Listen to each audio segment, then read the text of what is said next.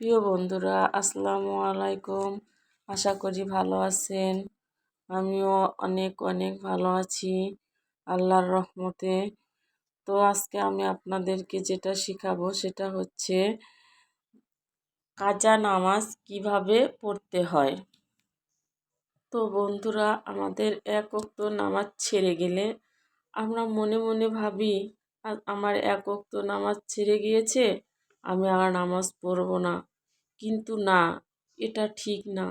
মহান আল্লাহ তাআলা আমাদের উপর ৫ ওয়াক্ত নামাজ ফরজ করে দিয়েছেন এবং সে এটাও বলে দিয়েছেন, ভুলবশত ক্রমে যদি তোমাদের এক ওয়াক্ত নামাজ ছাড়া পড়ে যায় তাহলে তোমরা সেটা কাজা করে আমার দরবারে পড়ে দিতে পারো।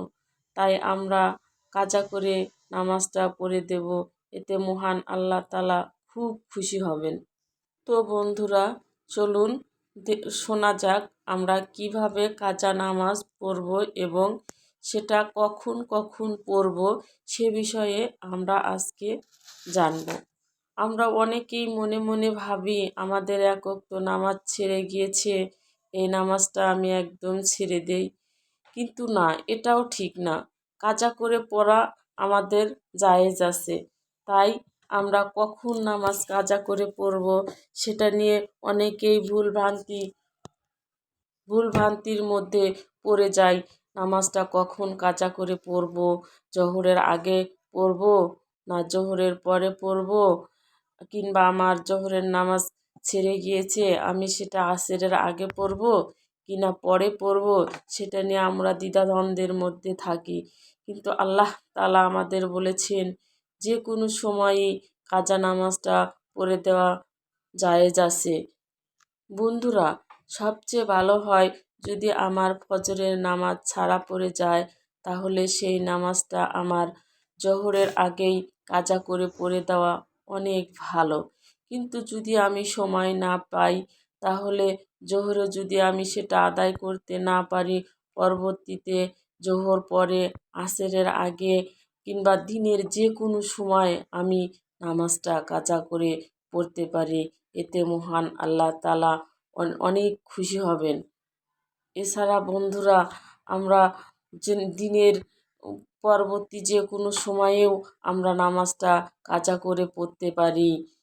অনেকেই আছেন মনে মনে ভাবেন যে আমাকে আমার ফজরের নামাজ কাজা হয়ে গিয়েছে, সেটা আমাকে জোহরের আগেই আদায় করতে হবে। কিন্তু না, এমন ধরাবাঁধা কোনো নিয়ম হাদিস শরীফে আল্লাহ তাআলা বর্ণিত করেননি। আল্লাহ তাআলা বলেছেন দিনের যে কোনো একটা সময়েই আমরা কাজা নামাজ পড়তে পারি। আবার বন্ধুরা, অনেকেই কাজা নামাজ পড়তে চান কিন্তু হয়তো নিয়ত জানেন না, সেজন্য আপনারা কাজা নামাজটা পড়তে চান না, কিংবা পড়তে চাইলেও ইচ্ছা থাকলেও পড়েন না। কাজা নামাজের জন্য নিয়ত আছে, ঠিক আছে, সেটা যদি আপনারা পারেন তাহলে মুখস্থ করে নেবেন। আর যদি না পারেন তাহলে বন্ধুরা, কাজা নামাজের নিয়তটা আমি বলে দিচ্ছি। প্রথমে জায়নামাজে দাঁড়িয়ে যাবেন। তারপর আল্লাহর দরবারে বলবেন, আল্লাহ, আমি তোমার দরবারে ২ রাকাত ফজরের ফরজ কাজা নামাজের করার জন্য নিয়াত করলাম। আল্লাহু আকবার। কিন্তু বন্ধুরা, আরেকটা কথা, ফজরের নামাজ যদি আপনি কাজা করে পড়তে চান তাহলে কিন্তু আপনাকে সুন্নত এবং ফরজ দুটাই কাজা করে পড়তে হবে। কারণ ফজরের নামাজে কাজা পড়তে চাইলে সুন্নত ফরজ দুটোই পড়তে হয়। বাদবাকি যে নামাজগুলো আছে সেই নামাজগুলো আপনারা শুধু ফরজ নামাজটা কাজা করে পড়লেই চলবে।